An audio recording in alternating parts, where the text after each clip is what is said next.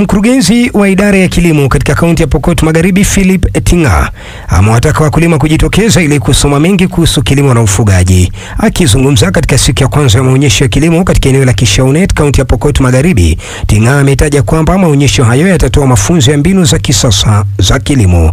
Tinga amewataka wakazi wa kaunti hii kujitokeza kwa wingi ili kusoma mengi katika maonyesho ya mwaka huu ambayo ameyataja kwamba yanavutia idadi kubwa ya washikadau katika sekta ya kilimo ikilinganishwa na miaka ya nyuma. Tuko na furaha siku ya leo, siku ya Alhamisi tarehe 25, kualika wakulima wote pamoja na wafugaji katika maonyesho yetu ya kaunti ya mwaka huu wa 2025. Katika maonyesho haya tunaonyesha mbinu mbalimbali ya jinsi ya kupanda mimea na pia aina mbalimbali ya mifuko, iwe ya maziwa, ng'ombe ya maziwa, ya nyama, mbuzi ya maziwa, ya nyama, kondoo na hivi vitu vyote ambavyo tunafuga katika kaunti hii. Pia tunaonyesha jinsi ambavyo tunaweza kupata mapato zaidi kupitia mbinu ya kisasa ambayo inazingatia ile inaitwa climate smart. Tunajua kwamba kuna mambo ya mabadiliko ya hali ya hewa ambayo inaitwa tabia nchi, na haya ambayo yamefanyika ni lazima kama mkulima tuweze kuona ni mbinu gani tunaweza kukabiliana na haya, kwa sababu uwezo wetu hatuwezi kuzuia, kwa mfano kusitokee ukame. So mkifika hapa mtajionea mambo mengi ya teknolojia hizi, na tumehakikisha kwamba kuna mimea aina zote ya mboga,